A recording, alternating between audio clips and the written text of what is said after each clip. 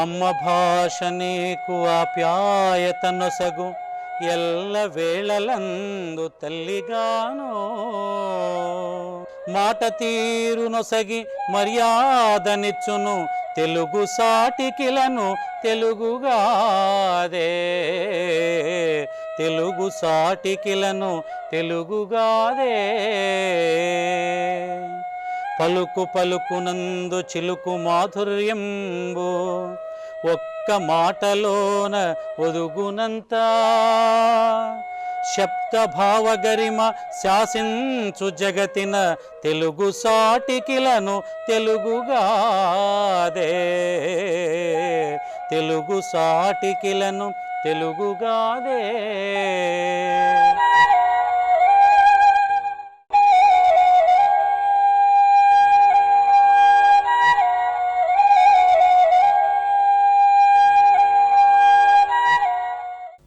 దూరదర్శన్ సప్తగిరి ప్రేక్షకులకు నమస్కారం.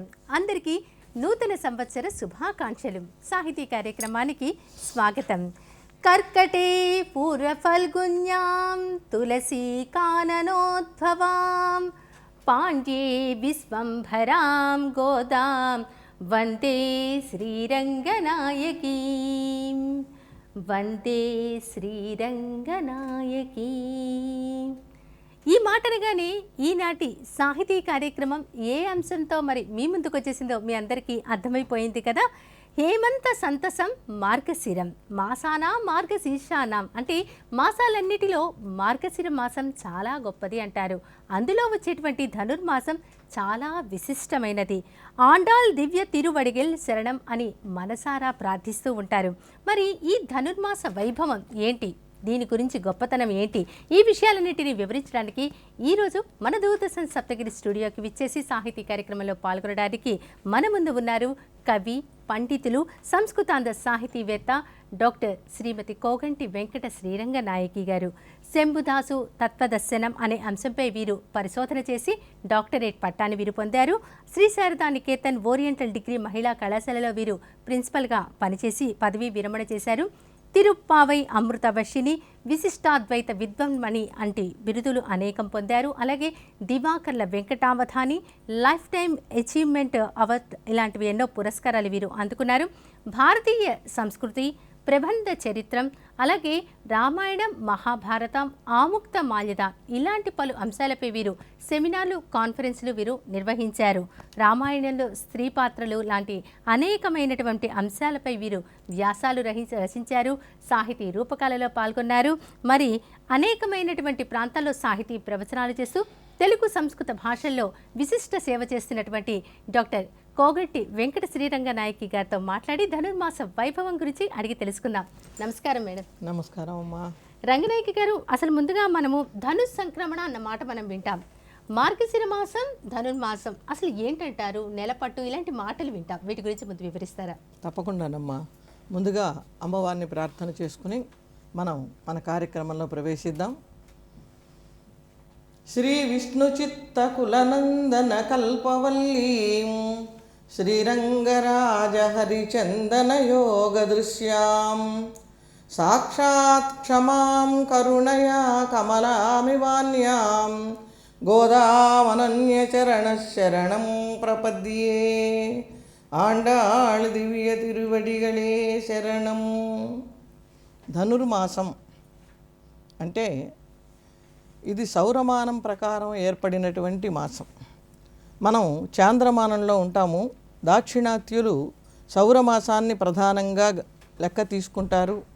ఒక రాశిలో నుండి మరొక రాశిలోకి సూర్యుడు ప్రవేశించటాన్ని సంక్రమణం అంటారు. ధనురాశిలో సూర్యుడు ప్రవేశించినప్పటి నుండి నెల రోజుల పాటు చేసేటటువంటి వ్రతం ధనుర్మాసపు వ్రతం. దీన్నే తమిళంలో మార్గళి అని పిలుస్తారు. తెలుగులో నెల పట్టటం అంటారు. అచ్చ తెలుగు భాషలో గ్రామీణ వాతావరణంలో నెల పట్టారు అని చెప్పుకుంటూ ఉంటారు. ఈ ధనుష్ సంక్రమణంలో సూర్యుడు వచ్చినప్పుడు అమ్మవారు ఈ వ్రతాన్ని ఆచరించారు కనుక దీనికి ధనుర్మాసము అని సంస్కృతంలో ఈ నెలకి పేరు.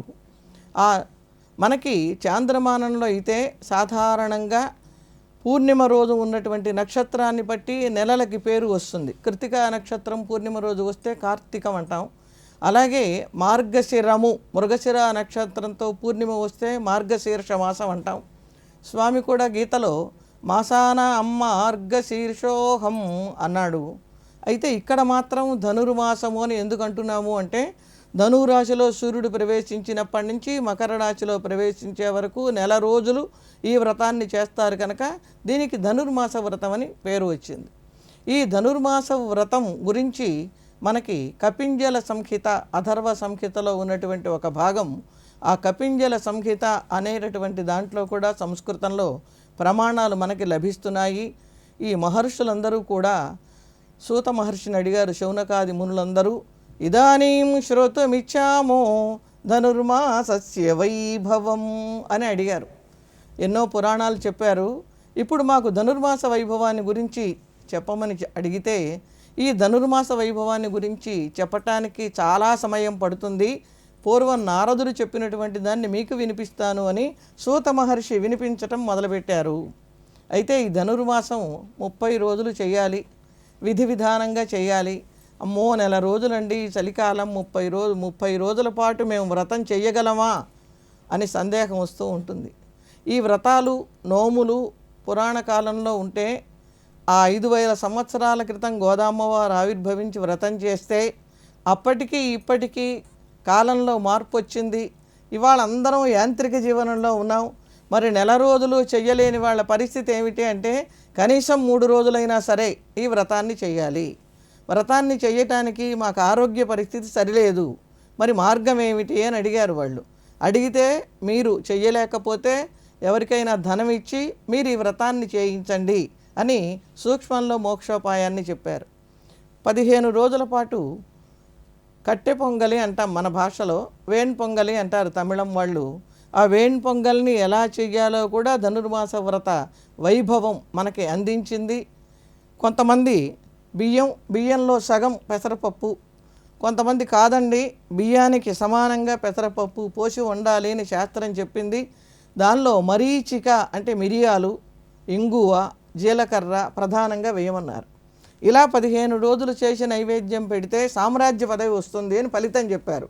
చూడండి, మనం రాజులం కావాలంటే భక్తి శ్రద్ధలతో ఈ వ్రతం 15 రోజులు చేసుకున్నా చాలు అని అమోఘమైనటువంటి ఫలితాన్ని చెప్పారు. తర్వాత శర్కర పొంగలి, దధ్యోదనం, ఈ 3 విశేషంగా చేస్తూ ఉంటారు భోగాలు.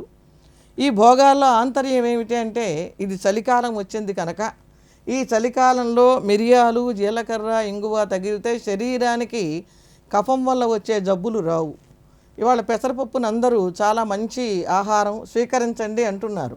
ఆనాడే మన వాళ్ళు ఈ విషయాలన్నీ తెలుసుకుని ఉదయం పూట మాత్రమే ఈ ప్రసాదం తీసుకుని ఉపవాసం ఉండేవాళ్ళు కనుక శరీరానికి బలంగా ఉండేందుకు, అనారోగ్యం రాకుండా ఉండేందుకు ఈ వేణ్ పొంగల్ని ప్రవేశపెట్టారు.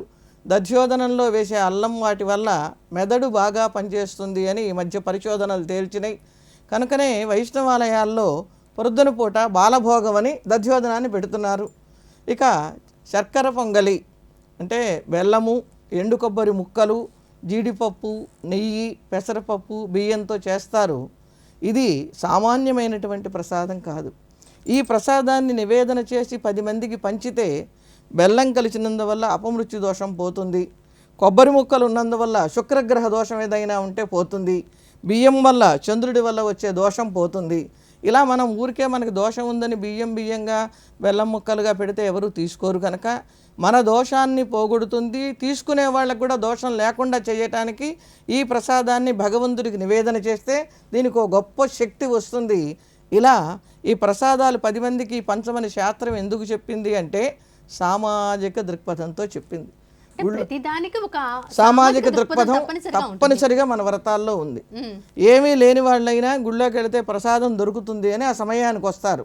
ప్రసాదం ఆశ కోసం వచ్చి ప్రసాదం తీసుకుంటూ దేవుడికి 2 చేతులు జోడించి నమస్కారం చేస్తారు. తద్వారా స్వామి నా సన్నిధికి వీడు వచ్చాడు, నన్ను దర్శించాడు, నా ప్రసాదం తిన్నాడు, అనుగ్రహించాలి అని స్వామి సంతుష్టుడవుతాడు. అందుకని ఈ ధనుర్మాస వ్రతంలో ప్రత్యేకించి వైష్ణవాలయాల్లో భోగాలు, అసలు ధనుర్మాసం అనగానే ముందు ఈ విష్ణు ఆలయాలు గుర్తుకొస్తాయి. ఈనాడు ధనుర్మాస వ్రతం అన్ని దేవాలయాలలో ధనుర్మాసం పూజలు అని భోగాలు చేసి ఆ స్వామికి నివేదన చేసి చక్కగా 10 మందికి పంచటం అనేది మనం చూస్తున్నాము. చాలా చక్కగా వివరించారు. ముందుగా రంగనాయకి గారు, మనకి వేదాల ఉపనిషత్తు సారం అంటారు. వేదాలలో ప్రతి విషయాన్ని చాలా చక్కగా క్రోడీకరించడం జరిగింది. మరి ధనుర్మాసం గురించి వేదాలలో ఏ విధంగా చెప్పారంటారు? వేదాలలో ధనుర్మాసం గురించి ప్రత్యేకంగా మంత్రాల ద్వారా మనకి కనపడదు. ఇది త్రివేణి సంగమంలో సరస్వతీ నది అంతర్వాహినిగా ఉన్నట్లుగా మనకి ఈ కపింజల సంహిత వలన ఇది వేద ప్రామాణ్యాన్ని సంతరించుకున్నది అని గ్రహించాలి. ఎందుకంటే వేదానికి సంహిత అనే పేరుంది కనుక ఈ సంహితలో ఉన్నటువంటి విషయాన్ని మనం ఇందాక చెప్పుకున్నాం కాబట్టి ఇది ప్రామాణ్యము. అయితే అమ్మవారు రాసినటువంటి పాటలు వేదములకు విత్తనముల వంటివే అన్నారు. చిన్న విత్తనము పెద్ద మర్రి చెట్టును ఎలా పెంచి మనకి చూపిస్తుందో వేదమనై తుక్కుం వితాగుం, అలా వేదములనేటటువంటి చెట్లకి ఈ తిరుప్పావై విత్తనం లాంటిది అని ద్రావిడంలో కీర్తించారు. కనుక ఈ తిరుప్పావైలో వేదములు వేదాంతములు చెప్పినటువంటి సారమంతా కూడా నిండి నిబిడీకృతమైంది. వేదాలు అనగానే ఆడవాళ్ళు చదవకూడదు, వేరే వాళ్ళు చదవకూడదు అని ఎన్నో ఆంక్షలు ఉన్నాయి. ఆ ఆంక్షలు ఎందుకోసం ఉన్నాయి అంటే వేదానికి స్వరం ప్రధానం. ఆ స్వరం కనుక మనం తప్పు చదివామనుకోండి, అలా చదివినప్పుడు చదివిన వాడికి ప్రాణహాని జరుగుతుంది. పూర్వం ఒక రాక్షసుడు యాగం చేస్తున్నాడు, ఇంద్రుణ్ణి చంపేయాలి అని దుర్బుద్ధితోటి. ఆ మంత్రం చదివేటప్పుడు స్వరం తేడా వచ్చింది. అంటే కొన్ని పైకి చదవాలి, కొన్ని క్రిందకి చదవాలి, కొన్ని మధ్యమంగా చదవాలి. ఉదాత్తము, అనుదాత్తము, స్వరితము అని భేదాలు ఉంటాయి మనకి వేదంలో, స్వరంలో. ఆ చదివేటప్పుడు స్వరభేదం కనుక వస్తే అర్థం మారిపోతుంది వేదానికి. ఈ అర్థ భేదాన్ని గమనించకుండా ఆ రాక్షసుడు యజ్ఞం చేసేసరికి అర్థం మారిపోయింది. ఆ రాక్షసుడు చనిపోయినాడు. యథేంద్ర శత్రు స్వరతో పరాధాత్ అని స్వరం చదవటంలో అపరాధం జరిగినందువల్ల ఇంద్రశత్రువే మరణించాడు అని మనకు ఉదాహరణ చెప్తున్నారు. అలాంటివి మనం చేయలేం కనుక వాటి జోలికి వెళ్ళొద్దు అన్నారు. మరి మనం అందులో ఉన్న విషయాలు తెలుసుకోవాలి అంటే ఎలాగా? వేదము చిన్న చిన్న ముక్కలుగా చెప్పింది. సత్యం వద ధర్మంచరా అని. ఇప్పుడు సత్యం వద, సత్యాన్ని పలుకు అన్నది అంటే మనకు ఎంతవరకు అర్థమవుతుంది? సత్యం అంటే ఏమిటి, ఆ దానికోసం ఎంత కష్టపడాలి, దాన్ని పురాణాలు చాటి చెప్పినాయి. సత్య హరిశ్చంద్రుడి కథ విస్తృతంగా ఉంది. అప్పుడు మనం ఈ కథ విన్న తర్వాత ఓ వేదంలో చెప్పిన ఇంత మాటకి ఇంత అర్థం ఉంది, మనం కూడా సత్యాన్ని తప్పకుండా పలికే ప్రయత్నం చేద్దాం అని మనలో ఒక మార్పు వస్తుంది. అలా వేదంలో చెప్పినటువంటి శరణాగతి తత్వం ప్రధానంగా ఈ తిరుప్పావైలో అమ్మవారు మనకి బోధించారు. అలాగే చూస్తే కనుక ఈ ధనుర్మాసంలో వ్రత విశేషాలకు ఎంతో ప్రాధాన్యం ఉంది. దీని గురించి భాగవతంలో చాలా ప్రాముఖ్యంగా చెప్పడం జరిగింది. అసలు తిరుప్పాయ వ్రత విశేషాలు అనగానే మనకి గోపికలు గుర్తుకొచ్చేస్తారు. వాటి గురించి వివరిస్తారా? తప్పకుండానమ్మా. అసలు గోదా అమ్మవారు ఈ వ్రతం చేయటానికి మూలమే శ్రీమద్ భాగవతం. శ్రీమద్ భాగవతంలో హేమంత ఋతువులో గోపికలందరూ కూడా తెల్లవారుజామున యమునా నదిలో స్నానం చేసి ఈ వ్రతాన్ని చేశారు. కాత్యాయని వ్రతము దీని పేరు. ఇప్పటికీ కూడా ఆలస్యంగా కనుక వివాహాలు జరగాలి, కొంతమందికి వివాహాలు వెంటనే జరగటం లేదు యుక్త వయస్సులో, అప్పుడు ఆ తల్లిదండ్రులు బాధపడి కాత్యాయని వ్రతం చేయిస్తే మంచి భర్తతోటి వివాహం జరుగుతున్నది అని కాత్యాయని వ్రతం లోకంలో ఈనాడు పేరు పొందింది. ఆనాడే అమ్మవారు ఈ కాత్యాయని వ్రతాన్ని చేశారు. కాత్యాయని అమ్మవారు మహామాయా స్వరూపిణి. ఆవిడ మాయలో అందరం చిక్కుకుని ఉంటాం. ఆ మాయలోనే గోపికలు కూడా మునిగిపోయారు. వాళ్ళందరూ యమునా నదిలో తెల్లవారుజామున స్నానం చేసి కాత్యాయని మహామాయే మహాయోగిన్యధీశ్వరి నందగోపసుతం దేవి పతిమ్మే కురుతే నమః. ఓ కాత్యాయని మాత, మాకు నందగోప కుమారుడైన కృష్ణుణ్ణి భర్తగా చెయ్యమని వాళ్ళు పదే పదే ప్రార్థించారు. ఇందులో మహామాయే, ఆవిడ మాయాస్వరూపిణి గనక అందరూ చేస్తున్నది ఒకటే సంకల్పం, అందరికీ కృష్ణుడే భర్త కావాలి. కానీ పక్క ఆవిడ ఏంటి నేను కోరుకుంటున్నాను నువ్వు కూడా కోరుకుంటున్నావేమిటి అనే ఆలోచన రాకుండా మాయ కమ్మేసింది. ఇలా వీళ్ళందరూ చేరి హేమంత మాసంలో చేసినటువంటి వ్రతాన్ని తండ్రి గారి ద్వారా తెలుసుకున్నటువంటి గోదాదేవి తాను కూడా మార్గశిర మాసం హేమంత ఋతువులో మొట్టమొదటి నెల అయినటువంటి మార్గశిర మాసంలో ఈ వ్రతాన్ని మన కోసం ఆచరించింది, ఆమె కోసం కాదు. వ్రతం ఎలా చేయాలో మనకి తెలియజేయటానికి ఆవిడ ఈ అద్భుతమైన వ్రతాన్ని ఆచరించి మనకి చూపించారు. అంటే ప్రత్యేకంగా ప్రజలందరి కోసం నాడే గోదాదేవి తీసుకున్నటువంటి ఒక గొప్ప నిర్ణయం అని చెప్పాలి. అవునమ్మా. మరి ఇక్కడ మనకి పాసురాలు, అసలు పాసురం అంటే ఏంటి? పాశురాలు మనం సంస్కృతంలో శ్లోకాలు అంటాం, తెలుగులో పద్యాలు అంటాం. అంటే పాడుకోవటానికి వీలుగా ఉన్న వాటిని తమిళంలో పాశురాలు అంటారు. ఈ పాశురాలు తమిళంలో ఆవిడ జన్మించారు, తమిళ దేశంలో జన్మించారు కనుక ఆ మాతృభాష ఆవిడది కనుక అందులో 30 రోజులు పాశురాల్ని మనకి అందించారన్నమాట. వరసన మొదటి ధనుర్మాసం ప్రారంభం నుండి మకర సంక్రాంతి రోజు వరకు నెల రోజులు వ్రతంలో రోజుకి ఒక పాశురం చొప్పున స్వామికి అమ్మవారు విన్నపం చేసేవారు. అవి 30 పాశురాలుగా ఈనాడు మనం వ్రతం చేసుకునేటప్పుడు స్వామి సన్నిధిలో వివరిస్తూ ఉంటాం. అంటే అసలు పాసురం అంటే ఒక రకంగా పద్యం అయితే ఎలా ఉందో విన్నపం అనే ప్రధానంగా చెప్పాలి. విన్నపం ప్రధానంగా ఉంటుంది, ఇది కూడా పాడుకోవటానికి వీలుగా ఉంటుంది. దాక్షిణాత్యులు ఒక్కొక్క పాశురాన్ని ఒక్కొక్క రాగంలో అద్భుతంగా కీర్తనం చేశారు. ఇక్కడ ఒక ప్రశ్న అండి, 30 పాసురాలు అన్నారు, అలాగే ప్రధానంగా మొదట్లోనే అంటే రోజు తెల్లారకుండానే ఈ పాసురాలను పాడుకోవాలి అన్నారు, రోజు మొత్తంలో ఎప్పుడైనా పాడచ్చు అంటారా ఈ పాసురాలు? మంచి ప్రశ్న వేశారమ్మా మీరు. ఇప్పుడు అందరూ వేసే ప్రశ్న ఏమిటంటే 5000 సంవత్సరాల క్రితం ఆవిడ దేవాంశతో జన్మించింది కనుక ఆవిడకి చలి లేదు, వేడి లేదు, ఏమీ లేవు. కానీ మనకి రాను రాను మన శరీరం బలం తగ్గిపోయి ఇన్ని బాధలు చుట్టుముడుతున్నాయి. నన్ను అడిగితే సంప్రదాయజ్ఞులు కొంచెం నన్ను వేరుగా అనుకున్నా ఈ నెల రోజుల్లో మరీ తెల్లవారుజామునే కాకపోయినా మనం యథావకాశంగా ఈ వ్రతాన్ని చేసుకోవచ్చు అని చెప్తా. ఎందుకని చెప్తాను అంటే మనకి పూర్వాచార్యులు ఈ కాలాన్ని ఒక రోజుతో పోల్చారు. 12 నెలలు.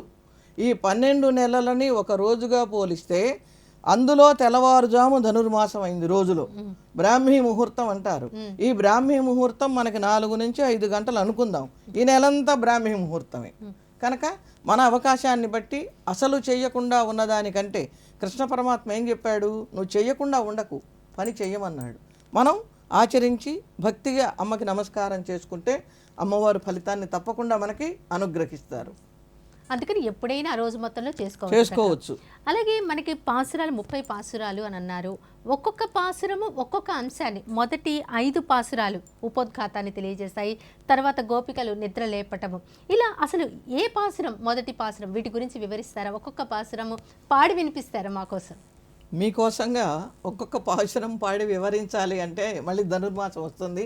కానీ మీరు చక్కటి కోరిక కోరారు కనుక తప్పకుండా నేను ఈ పాశురాన్ని కొన్నింటిని, ముందు మొట్టమొదటి దాన్ని, తర్వాత విశేషాలైన వాటిని మీకు సంగీతయుక్తంగా పాడలేకపోయినా భావయుక్తంగా వినిపించే ప్రయత్నం చేస్తాను. ఈ ధనుర్మాస వ్రతం మొట్టమొదట చేసేటప్పుడు తిరుప్పావై ఎవరు చదువుకుంటున్నా అమ్మవారిని గురించినటువంటి ప్రార్థనా శ్లోకం తనియన్లు అంటారు వాటిని తమిళంలో, వాటిని తప్పకుండా మనం పాడుకోవాలి. అందులో మొట్టమొదటగా అమ్మవారిని గురించి పూర్వాచార్యులు ఓ అద్భుతమైన శ్లోకం రాశారు. నీళాతుంగస్తనగిరితటీ సుప్తముద్బోధ్య కృష్ణం పారార్థ్యం స్వం శృతిశతశిరసిద్ధమధ్యాపయంతి సోచ్ఛిష్టాయాం స్రజినిగళితం యా బలాత్కృత్య భుంక్తే గోదా తస్యై నమయిదమిదం భూయ ఏవాస్తు భూయ. ఇది పరాశర భట్టరు వారు రాశారు. నిజానికి నా అనుభవంలో నేను సుమారుగా 25 ఏళ్ల నుంచి తిరుప్పావై ప్రవచనాలు చేస్తున్నాను. ఎవరికైనా మానసిక వేదన కలిగి నా దగ్గరికి వస్తే ఈ శ్లోకం చదువుకోండమ్మా మనశ్శాంతి ఏర్పడుతుంది అంటే వాళ్ళకి అలా గుణం కనపడింది. కారణం ఏమిటి అంటే పరాశర భట్టరు వారికి మానసికమైన వేదన జరిగినప్పుడు శిష్యులు వెళ్ళి గోదాదేవి మీద ఒక శ్లోకం చెప్పమని అడిగితే ఆ చెప్పిన శ్లోకం ఇది కనుక తిరుప్పావై అధ్యయనం చేసే ముందు ఈ శ్లోకాన్ని తప్పకుండా చదువుకోవాలి. ఇందులో ఒక విశేషం ఏమిటంటే గోదాదేవి కృష్ణస్వామిని నిద్ర మేల్కొల్పింది. నిద్ర మేల్కొల్పటం అనేది చాలా కష్టమైన పని మేల్కొల్పే వాళ్ళకి. అసలు మన జీవన విధానం అంతా దాని మీద ఆధారపడి ఉంటుంది. ప్రశాంతంగా నిద్రలేస్తే ఆ రోజు నడిచే విధానం వేరు, అశాంతితో నిద్రలేస్తే జరిగే విధానం వేరుగా ఉంటుంది. అందులో ఎటువంటి స్వామిని నిద్రలేపింది? నీలాదేవిని వివాహం చేసుకుని ఆమెతో భోగాలు అనుభవిస్తూ మైమరచి ఉన్న సమయంలో గోదాదేవి కనుక ధైర్యం చేసి నిద్రలేపింది. గోదాదేవి స్వామిని ఎలా కట్టేసుకున్నది? తాను ధరించి విడిచిన మాలికలతో స్వామిని కట్టేసిందండి. ఇది ఎక్కడ చరిత్రలో లేదు, పురాణాల్లో మనకు కనిపించని గొప్ప అంశం. స్రజి నిగళితం, స్రజి అంటే పూలమాల, పూలమాలతో కట్టివేసింది ఆవిడ. ఎందుకని ఈవిడ పూలమాలతో కట్టివేసింది అంటే, చిన్నప్పుడు ఒకళ్ళు కట్టివేశారు ఈయన్ని, యశోదమ్మ కట్టేసింది. తల్లి కనుక ఒరుసుకుపోయే తాడు పెట్టి నడుము కట్టినా భరించాడు. పాపం గోదాదేవి ఈ విషయం భాగవతంలో విని, యశోదమ్మ ఎంత కఠిన మనస్సు యశోదమ్మది, తాడుతో స్వామిని కట్టేసిందా, అలా కట్టేయకూడదు, అందుకని పూలమాలలు తాను ముందు ధరించి ఇందులో కాడగుచ్చుకుంటున్నదా లేదా మెత్తగా ఉందా లేదా పరిశీలించి దాంతో కట్టేసింది. అందుకని తను ధరించి స్వామిని కట్టేసింది. అలాంటి గోదాదేవికి నమస్కారము అన్నారు. ఈ నీలాదేవి ఎవరు? మనకి ఎక్కడా కనపడదు. మామూలుగా దేవాలయాల్లో స్వామి పక్కన శ్రీదేవి భూదేవి ఉంటుంది, గోదాదేవికి పక్కన ప్రత్యేకమైన ఆలయం ఉంటుంది. అలాంటిది నీలాదేవి వైకుంఠలోకంలో మాత్రమే మనకు దర్శనమిస్తుంది. ఈ నీలాదేవి కుంభకుడు అని ఒక గొల్లదొర కుమార్తె. ఈమెడ కథ మనకు విష్ణు పురాణంలో ఉంది.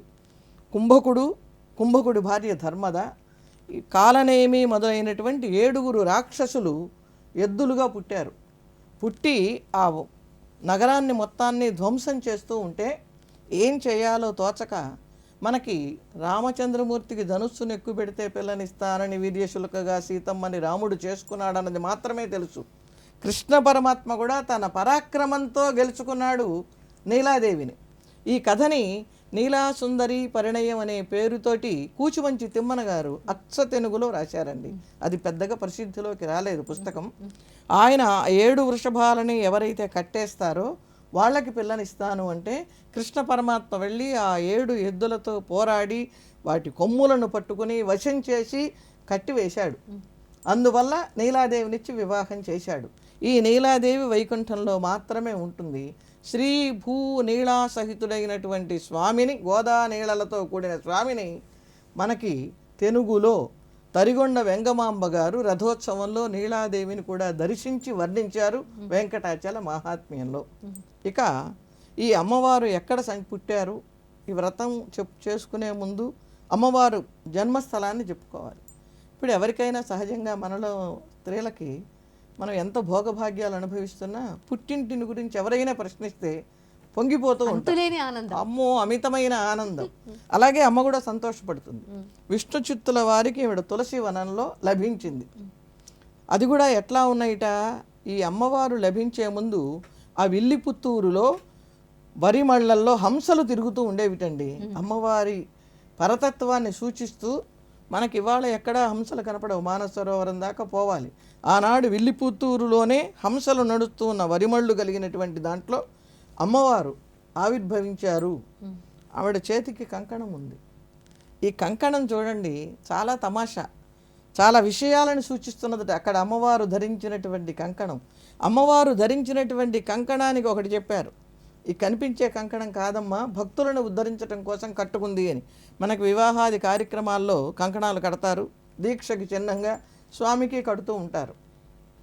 ఈ కనిపించని కంకణం కట్టుకున్నది అని చెబుతూ ఉంటే కొందరు లేదండి మాకు కనిపించింది కంకణం, ఈ కంకణం ఏం చేస్తున్నది, దీక్షలో ఉన్నది అని గుర్తు చేస్తున్నది. పైగా స్వామితో కలిసినప్పుడు ఈ కంకణంతో ఉన్న చేతిని ఆమె స్వామి మెడ మీదగా వేసి ఆలింగనం చేసుకున్నప్పుడు ఆ మధుర అనుభూతిని కంకణం తెలియజేస్తున్నది. తల్లి కొంచెం పక్కగా ఉన్న కంకణాలు గల్లు గల్లుమని కదులుతూ ఉంటే అమ్మ వస్తున్నది అనే విషయాన్ని అయ్యవారికి తెలియజేస్తున్నది. ఇలా ఎన్నో మధురానుభూతుల్ని తెలియజేసేది కంకణం. అటువంటి దివ్య కంకణాన్ని ధరించింది గోదామ్మ అని ముందుగా అమ్మవారిని నుతించారు.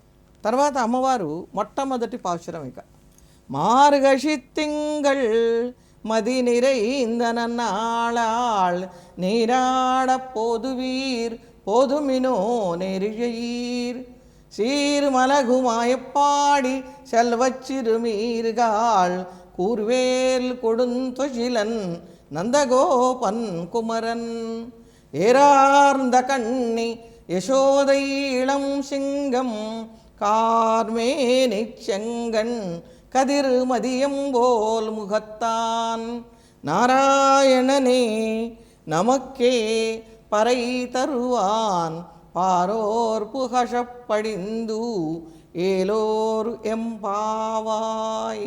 ఇది మొట్టమొదటి పాశురం. ఈ పాసురం మొదటి పాసురంలోనే మనకి అసలు ఒక మనిషి తను బాగుపడటానికి ఎన్నో మార్గాలు ఉన్నాయి, దానికి మార్గమే ఈ మార్గశిర మాసం అనేటువంటి అర్థం ఉంది అని అంటారు. దాని గురించి మీరేమంటారు? తప్పకుండా ఉందమ్మా. అసలు మనం ఇవాళ వ్రతం చేస్తూ ఉంటే సంకల్పం చెప్పిస్తున్నారు మన చేత. సంకల్పంలో దేశము కాలము కీర్తిస్తున్నాం, తిథి నక్షత్రం కూడా చెప్తాం. మామూలుగా ఎలా సంకీర్తన చేస్తారు అలాగే అమ్మవారు మార్గశి తింగళ్ మార్గశిర మాసంలో అని మొదలుపెట్టారు ఈ వ్రతాన్ని. ఇలా దేశకాలాదులను ఎందుకు సంకీర్తనం చేయాలి అనే ప్రశ్న వస్తుంది మనకి.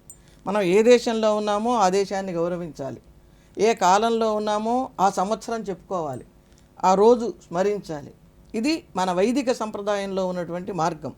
ఈ ద్రావిడానికి కూడా ద్రావిడ వేదం అనే పేరు ఉన్నందువల్ల అమ్మవారు ఆ మన మార్గాన్ని కూడా అనుసరించి మార్గశి తింగళ్ అంటే నెల, మార్గశిర మాసంలో అని మొదలుపెట్టారు. ఇక్కడ కాల సంకీర్తనం కనుక మనం చెయ్యకపోతే నష్టం ఎవరికి? మనకే నష్టం. ఎందుకంటే కాలము అనే పదానికి రెండు అర్థాలు ఉన్నాయి. ఒకటి కాలము అంటే పరమాత్మ, రెండవది కాలము అనే పదానికి యముడు అనే అర్థం ఉంది. మనం కాలశబ్దంతో పరమాత్మని కనుక కీర్తిస్తే యముడు మన దగ్గరికి రాడు. అందుకని యముడికి మనం చిక్కుకోకుండా ఉండాలి అంటే ఏం చేయాలి? కాలాన్ని సంకీర్తనం చేయాలి. అందులో ఇది మార్గశిర మాసం అయినందువలన, ఆయన మార్గశిరం నా స్వరూపం అని చెప్పినందువలన ప్రత్యేకించి గోదా అమ్మవారు మార్గశిర మాసాన్ని కీర్తించారు. ఇందులో మేము వ్రతం చేస్తున్నాం, మా వ్రతంలో చేరటానికి రండి అన్నారండి. ఇది గొప్ప విషయం. ఈ వ్రతంలో సాధారణంగా ఎవరైనా యజ్ఞాలు చేస్తున్నా, యాగాలు చేస్తున్నా, నవ్వులు చేస్తున్నా మనం కుంకుమరిని తీసుకెళ్ళి మా ఇంట్లో ఇవాళ మంగళగౌరి నవ్వు తాంబూలానికి రండి అని మేము మీరు అనే వివక్ష చూపిస్తున్నాం. ఇక్కడ గోదామ్మ ఈ వివక్షని తీసేసి మీరందరూ రండి, మీరందరూ రండి వ్రతం చేద్దాం.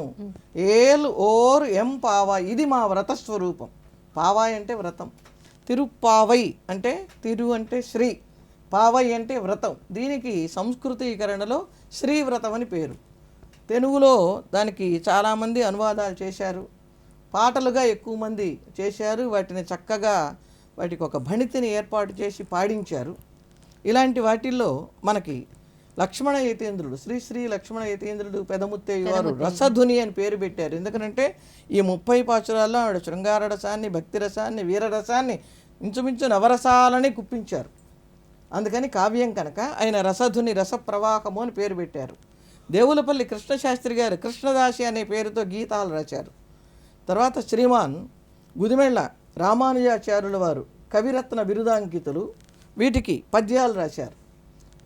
ఇటీవలి కాలంలో కొమాండూరి రంగనాథాచార్యుల వారు సిరినోము అని పేరు పెట్టారండి శ్రీవ్రతానికి. అంటే తిరుప్పావైకి శ్రీవ్రతం కాస్త సిరినోము అచ్చ తెలుగులో రాశారు. ఇలా ఎంతమందో వాళ్ళ వాళ్ళ అనుభవాన్ని బట్టి మనకి పేరు పెడితే, కొంతమంది మేలినోము ఎకిరాల కృష్ణమాచార్యుల వారు కూడా గోదామ్మని ఆరాధిస్తూ మేలినోము అని గోదాదేవిని గురించి వారు కొన్ని పుస్తకాలు మనకి అందించారు. అయితే ప్రధానంగా ఈ పాశురంలో భగవంతుడిని గురించి చెబుతూ మీరందరూ విలక్షణమైన ఆభరణాలు ధరించి స్నానం చేయటానికి రండి, మేము స్నానవ్రతం చేస్తున్నా ఉన్నారు ఆవిడ. మనకి స్నానవ్రతం అంటే మొట్టమొదటి గుర్తొచ్చేది కార్తీకం. కార్తీకంలో లాగా ఇందులో కూడా స్నానమే. కానీ తమాషా ఏంటంటే ఈ నోము చిట్ట చివరి వరకు ఎక్కడా వీళ్ళు మునిగి స్నానం చేసినట్టు కనపడదు. కనుక ఈ స్నానం అనేది ఏమిటి అనేది మనం ఆలోచించాలి. కార్తీకంలో గంగా నదిలో మునిగితే మంచిది, యమునా నదిలో మునిగితే మంచిది అని వాటి కథలు ఉన్నాయి మనకి. ఇక్కడ స్నానము అంటే మనస్సుని పరిశుభ్రం చేసుకోవటం. మనం శారీరకంగా శుభ్రత కోసంగా రకరకాల సబ్బులతో మనం మురికిని పోగొట్టుకుంటాం. మనస్సులో ఉన్న మురికిని పోగొట్టుకోవటం కోసంగా భగవన్నామం చేయాలి. అదే ధనుర్మాస వ్రతం. ధర్మరాజుని యక్షుడు అడిగాడు, స్నానం అంటే ఏంటి, దానం అంటే ఏమిటి అని అడిగాడు. ఎందుకంటే కార్తీకంలో స్నానం దానం అని చెప్తున్నారని. ఆయన చెప్పాడు, స్నానం మనోమలత్యాగ దానం వైభూతరక్షణం. ఒక ప్రాణి బ్రతకటం కోసం అలా చెయ్యి విదిలించటం దానం, మనస్సు శుద్ధి అవ్వటం కోసం చేసేది మంత్రాలతోటి నామంతో, అది స్నానము అని చెప్పాడు. అలాగే గోదాదేవి మనస్సుని పవిత్రం చేసుకోవటం కోసంగా మనకి తెలియదు ఎలా అడగాలో, అందుకనే మన తరఫున వకాల్తా పుచ్చుకొని ఇప్పుడు మనకి ఎలా వాదిస్తూ ఉంటారో న్యాయవాదులు, అలా అమ్మవార్లు కానివ్వండి, శంకర భగవత్పాదులు లాంటి వారు కానివ్వండి, భగవద్ రామానుజులు కానివ్వండి స్తోత్రాలు రాశారు. మనకి అడగటం చేత కాదు. వాళ్ళు చూడండి, దరఖాస్తు ఫారం అంతా వాళ్ళు చేస్తే మనం పేరు ఊరు సంతకం పెట్టుకుంటున్నాం. అలా ఏమేం కావాలో మన కోసంగా వాళ్ళు తాపత్రయపడి ఈ రాబోయే కాలం అంతా ఎందుకు పనికిరాని అశక్తులు పుడతారని వాళ్ళు ఊహించారు. పోతన గారు చెప్పారు కదా, అలసులు మందబుద్ధులను అల్పతరాయువులు ఉగ్రరోగ సంకలితులు. ఇన్ని క్వాలిఫికేషన్స్ ఉన్నాయి మనకి. ఒకటి అలసత, చేద్దాం చేద్దాం చేద్దాం. మందబుద్ధులు, బుద్ధి చురుకు తగ్గిపోయింది. అల్పతరాయువులు, ఆయుర్దాయం చాలా తగ్గింది. దశరథుడు 60,000 సంవత్సరాలు బ్రతికితే మనం 60కే అటో ఇటోగా ఉన్న పరిస్థితి. ఒకవేళ ఉంటే ఉగ్రరోగ సంకలి, భయంకరమైన రోగాలు చుట్టుముట్టుకుని ఎప్పుడూ మనకి చేస్తున్నాయి. అందుకని మనకి ఎలా మొదలుపెట్టాలి, ఎలా పూర్తి చేయాలి తెలియదు కనుక వాళ్ళు వ్రతాలు చేశారు. ఆభరణాలు ధరించి రమ్మని పిలుస్తున్నారు ఇక్కడ, ఇది విశేషం. మామూలుగా స్నానానికి వెళ్ళే ఆడవాళ్ళు ఏం చేస్తారు, ఉన్న ఆభరణాలు తీసి పక్కన పెడతారు, సున్నిపిండి అవి గుచ్చుకుంటాయి, వీటి యొక్క కాంతి తగ్గిపోతుంది అని. కానీ ఆవిడ ఆయుధాలు, ఆభరణాలు అంటే విలక్షణమైన ఆభరణాలు ధరించి రమ్మన్నది. ఈ విలక్షణమైన ఆభరణాలు ఏమిటి అంటే, మనం భగవంతుడి సన్నిధికి వెళ్ళినప్పుడు మన శరీరం మనకు తెలియకుండానే గగురుపాటును పొంది మనస్సంతా ఆర్ద్రమైపోయి స్వామిని చూడంగానే కళ్ళ వెంట ఆనంద బాష్పాలు కలగాలి. ఇవి ఆనాడు ఆ గోకులంలో ఉన్న స్త్రీలలో గోదామ్మ వారికి కనిపించాయి. అందుకని విలక్షణమైన ఆభరణాలు మీరు ధరించి రమ్మండి అంటే, ఈ ఆభరణాలు ఏమిటి అంటే మనకి కులశేఖరులు అద్భుతంగా చెప్పారు వీటిని గురించి. ఏమిటి, స్వామివారిని స్మరించంగానే పులకలు రావటం, మరి అలాంటి విశేషాలు ఉన్నాయి కనుక అలాంటి ఆభరణాలు ధరించి మా వ్రతానికి రండి. మీరు పెద్ద పెద్ద వడ్డాణాలు, నెక్లెస్లు, హారాలు కాదు, భక్తికి సంబంధించిన ఆభరణాలు ధరించి రండి, మనం వ్రతం చేద్దాం. మనం చేసిన వ్రతం జగమంతా మెచ్చుకోవాలి. అసలు ఎంత గొప్ప మాట చూడండి. ఈ చేసే వ్రతం ప్రపంచమంతా మెచ్చుకోవాలి అంటే ప్రపంచం మెచ్చుకునేంత గొప్ప వ్రతం తిరుప్పావై వ్రతం అని మనకు అమ్మవారు మొదటి పాసురంలోనే సూచించారు. బాగుందండి. మనకి 5 పాసురాల్లోనూ మనకి ఇలాంటి అంశాలే కనిపిస్తాయి. తర్వాత 6వ పాసురం నుంచి గోపికల నిద్ర లేపటం, ఆ పాసురాల్లో ఉన్నటువంటి వివరణ విశిష్ట అంశాలను వివరిస్తారా? 6వ పాసురం నుండి 15వ పాసురం వరకు 10 పాసురాలలో ఒక్కొక్కళ్ళని క్రమంగా నిద్ర మేలుకొలిపేటటువంటి విధానం ఉంది. ఇవాళ మనకి చలనచిత్ర రంగంలో కూడా మేలుకొల్పులు వినిపిస్తున్నాయి, మనం వింటున్నాం, ఆనందపడుతున్నాం. అసలు నాకు అనిపించేది ఏంటంటే, ఇవన్నీ విన్న తర్వాత ఈ పాటలు ఇవన్నీ తిరుప్పావైలో నుంచి పుట్టి ఉంటాయి అనేది నిస్సందేహంగా నాకు దృఢపడింది అన్నమాట. புள்ளும் சிலம்பின கான் உள்ளரையன் கோயிலில் வெள்ளை విళిశంగిన్ పేరరవం కేట్టిలయో అని మొదలు పెడతారు 6వ పాశురం. ఇందులో తెల్లవారుతున్నట్టు గుర్తులు చెప్పాలి. ఇవాళ మనకి తెల్లవారుతుంటే పక్షులు కిలకిలారావాలు మనం చెప్తూ ఉంటాం. మనకి సినిమాలో కూడా తెల్లవార వచ్చే తెలియక నాసామి మళ్ళీ పరుండేవు లేరా అని అద్భుతమైనటువంటి పాట ఉంది. అట్లాగే తర్వాత కూడా వచ్చిన మేలుకొలుపులు. ఆ తెల్లవార వచ్చే గలగలమని పక్షి గణములు పిలిచేను అన్నదానికి మూలం ఈ పాశురంలో మనకు కనిపిస్తుంది. మొట్టమొదటగా గరుత్మంతుడి ఆలయంలో ఉన్నటువంటి శంఖం తనంత తానుగా మోగుతున్నది నిద్రలెమ్మన్నారండి. ఉళ్ళరయ్యన్ కోయిల్ అంటే దేవాలయం తమిళంలో. మనం దేవుణ్ణి పెట్టినటువంటి మందిరాన్ని కూడా ఆళ్వార్ అని పిలుస్తారు. కోయిల్ ఆళ్వార్ దేవతా మందిరం కనుక దానికి కోయిల్ ఆళ్వార్ అనేది సంప్రదాయ పరిభాష. ఆ కోయిల్ ఆళ్వారు ఇక్కడ ఎవరున్నారు, అందులో గరుత్మంతుడు ఉన్నాడు. సాధారణంగా విష్ణువాలయాలలో స్వామికి ఎదురుకుండా గరుత్మంతుడు కానీ ఆంజనేయ స్వామి కానీ ఉంటాడు. అలాగే శివాలయాల్లో నందీశ్వరుడే ఉంటాడు, మరొక ఆప్షన్ లేదు అక్కడ. ఇక్కడ ఇద్దరిని పెట్టారు, ఇద్దరు వేదమూర్తులు. నంది కూడా తెల్లగా వేదానికి ప్రతీక కనుక వేదము పరమాత్మని చూపిస్తుంది అని ఆ నందికి దగ్గరికి వెళ్ళి మనం తోక దగ్గర చేయి పెట్టి కొమ్ముల దగ్గర చేయి పెట్టి ఆ మధ్యలో నుంచి చూస్తాం. ఎందుకని చూస్తామంటే నేరుగా మనం స్వామిని చూడలేము. ఈ నందిని అడ్డం పెట్టుకుని ఈ నంది చెప్పినటువంటి పరతత్వాన్ని చూస్తాం కనుక ఇది ఆచారం. అలాగే వెళ్ళగానే ముందు గరుత్మంతుల వారికి నమస్కారం చేసి తర్వాత స్వామిని, ఆ తర్వాత అమ్మవారిని, ఇది ఒక సంప్రదాయం. ఇందులో విష్ణు ఆలయాల్లో వెళుతూ ఉంటే ఆళ్వారులు, అమ్మవారు, అయ్యవారు ఉంటారు. ఇది ఒక క్రమం. ఈ క్రమ పద్ధతిలో గరుడాళ్వారు సన్నిధిలో ఉన్నటువంటి శంఖం తనంత తాను మోగుతున్నది అన్నది. శంఖం తనంత తాను మోగదు, ఊదితేనే మోగుతుంది. కానీ ఇక్కడ ఎక్కడుంది ఆ శంఖం? ఆంజనేయ స్వామి దగ్గర లేదు, గరుత్మంతుడి దగ్గర ఉంది. గరుత్మంతుడు గాలి, రెక్కలకి గాలి లక్షణం. ఆయన కదలకుండా ఉన్న గాలి వస్తున్నది, గాలి శంఖంలో ప్రవేశించింది, బొమ్మన శంఖం మోగుతున్నది. నువ్వు నిద్ర లేవటం లేదా అని వేయటంలో మొట్టమొదట మేలుకొలుపులో గరుడాళ్వారు ప్రస్తావన చేశారు. ఎందుకు చేశారు అన్నది అందరికి సందేహం కలుగుతుంది. ఇక్కడ గరుత్మంతుడి అంశతోనే విష్ణుచిత్తుల వారు ఆవిర్భవించారు. ఎంతైనా తండ్రి మీద కొంచెం 10 పాళ్ళు అమ్మకం ఉంటుంది కదా, అందుకని ముందు గరుత్మంతుడి ఆలయము అని గరుత్మంతుడిని ప్రస్తుతించారు. ఈ గరుత్మంతుడు స్వామి వాహనం అనేది అందరికీ తెలుసు. స్వామిని కళ్యాణం చేసుకున్న తర్వాత కళ్యాణ దంపతులకి ఊరేగింపు గరుడ వాహనం మీదే చేస్తారు. మనకి తిరుమలలో కూడా పున్నమి గరుడ సేవ ప్రత్యేకించి చేస్తున్నారు. ఉత్సవాలలోనే వెనక గరుత్మంతుడి వినియోగం ఉండేది, ఇప్పుడు ప్రతి పున్నమికి మనకి కనిపిస్తున్నది. గరుత్మంతుడి మీద ఉన్నటువంటి స్వామిని దర్శిస్తే మళ్ళీ జన్మ ఉండదు అని చెప్పారు. ఈ గరుత్మంతుడి దగ్గర ఒక గొప్ప లక్షణం ఉంది. ఏమిటి ఆ లక్షణము అంటే, స్వామి అందరికీ వరాలు ఇస్తాడు. గరుత్మంతుడు స్వామికి 2 వరాలు ఇచ్చాడండి. మహాభారతంలో ఉంది ఇది. 2 వరాలని గరుత్మంతుడు ఇచ్చాడు. వరాలు కోరుకోమనంగానే ఎవరైనా మనం అడిగేటప్పుడు ఉండే తీరు వేరు, మనకంటే గొప్పవాళ్ళు వచ్చి మరి నీకు వరాలు ఇస్తాను అంటే మనం అడిగే తీరు వేరు. గరుత్మంతా నీకు 2 వరాలు ఇస్తానన్నాడు, అయితే నేను నెత్తి మీద కూర్చుంటానన్నాడు. సరే కూర్చో, గరుడ ధ్వజంగా ఉందిగానివి, వాహనంగా ఉందిగానివి అని స్వామి అంగీకరించారు. ఈ వాహనంగా ఉన్న స్వామి కళ్యాణమూర్తులను తన మీద వేంచేపు చేసుకుని ఉత్సవానికి ఊరేగింపుకు వెళుతూ ఉంటే ఇలా పక్కకి తిరిగి చూశాట, కొంచెం మెడ తిప్పి. స్వామి అద్భుతమైన సౌందర్యంతో కనపడ్డాడు. ఆహా, ఇటువంటి వాడు నాకు అల్లుడైతే ఎంత బాగుంటుంది అనుకున్నాడు గరుత్మంతుడు మనస్సులో. అనుకోగానే ఆయన నవ్వేట, అలాగే తప్పకుండా నీ కోరిక తీరుస్తాను అని. ఈ గరుత్మంతుడు కోరినటువంటి కోరికని తీర్చడానికి గరుత్మంతుడి అంశతో విష్ణుచిత్తుల వారిని పుట్టించారు. విష్ణుచిత్తుల వారికి అయోనిజగా అమ్మవారి అంశతో ఆవిర్భవించిన గోదామ్మ దొరికేటట్టు చేశారు. చేసి గోదామ్మని వివాహం చేసుకుని మామగారు అయినాడు. విష్ణుచిత్తుల వారిని మామగారిని చేసుకుని తాను విష్ణుచిత్తుల వారికి అల్లుడైనాడు. అందుకని ఇంత భావాన్ని మనస్సులో పెట్టుకుని పుళ్ళుం శిలంబిన కాన్ ఉళ్ళరయన్ కోయిలిల్ వెள்ளை విళిశంగిన్ పేరరవంకెట్టిలయో పిళ్ళాయ్ యజుందిరాయ్ లే నిద్ర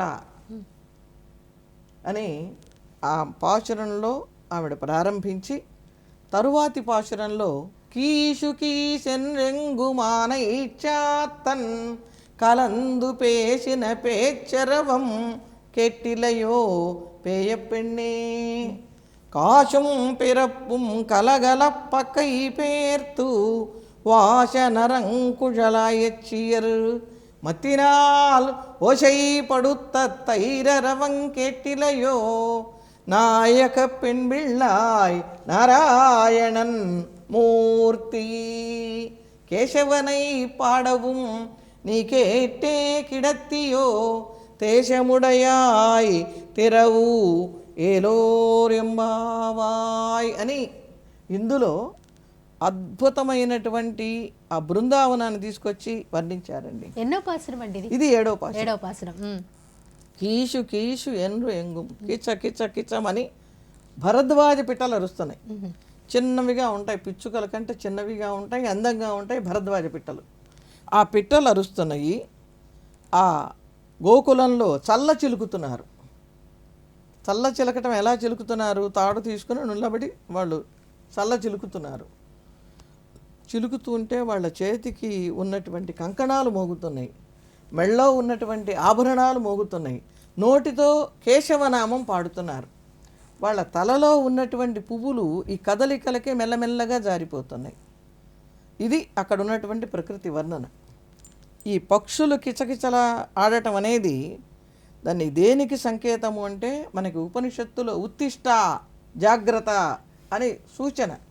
ఈ పక్షులన్నీ గూడు విడిచి వెళ్ళేటప్పుడు ఏదో వాటి భాషలో మాట్లాడుకుంటాయి, మళ్ళీ గూడు చేరాక మాట్లాడుకుంటాయి. ఇది గూడు నుంచి వెళ్ళేటప్పుడు మాట్లాడుకుంటున్నటువంటి వర్ణన. ప్రభాత సమయం అయింది, నిద్ర లెమ్మని చెప్పటానికి పక్షుల్ని చెప్పారు. ఏమండి, నిన్నటి పాచురం 6లో పక్షులు చెప్పారు, 7లో పక్షుల్ని చెప్పారు. ఎందుకండి ఈ పక్షికి ఇంత ప్రాధాన్యం? అసలు పక్షి అంటే ఎవరండి? సాక్షాత్తుగా గురువుగారు ఆచార్యుల్ని పక్షి అనమన్నారు వేదంలో. ఎందుకనంటే పక్షికి 2 రెక్కలు ఉంటాయి. ఈ 2 రెక్కలు సమానంగా ఉన్నప్పుడే అది ఆకాశంలో విహరిస్తుంది, ఏ రెక్క దెబ్బతిన్నా ఎగరలేదు. అలాగే ఆచార్యుడికి జ్ఞానము అనుష్ఠానము అని 2 రెక్కలు సమానంగా ఉండాలి అని ఈ పాశురంలో ఆవిడ అంతర్వాహినిగా ఆచార్య వైభవాన్ని చాటారు. చాలా బాగుంది. ఈ చల్ల చిలికేటటువంటి లక్షణం ఇది ఎప్పుడో ఆవిడ రాస్తే ఇదే భావాన్ని తీసుకుని, మనది సప్తగిరి కదా, ఆ సప్తగిరీంద్ర వాసుని సుప్రభాతం పలికారు. ఆ సుప్రభాతం పలికేటప్పుడు మంచి శ్లోకం, యోషాగణేన వరదధ్ని విమధ్యమానే ఘోషాలయేషు దధిమంధన తీవ్ర ఘోషా రోషాత్ కలిం విదధతే కకుభశ్చ కుంభా శేషాద్రిశేఖర విభో తవ సుప్రభాతం. తెల్లవారుజామున వాళ్ళు చిలుకుతూ ఉంటే ఈ మాటలకి కవ్వపు సవ్వళ్ళకి కలిని దిక్కుల చివరి వరకు వెళ్ళగొట్టిందిట. ఇక్కడ వీళ్ళు మనోవాక్కాయ కర్మలు, మనస్సుతో స్వామిని ధ్యానం చేస్తున్నారు, నోటితో కేశవనామం పలుకుతున్నారు, చేతులతో చల్ల చిలుకుతున్నారు, స్వామి ఎందే భారం వేచి స్వామి గుణకీర్తనలు. ఈ చిలుకుతూ ఉన్నవి మొత్తం పాపాలని పోగొడుతున్నాయని అమ్మవారు కూడా వర్ణించారు.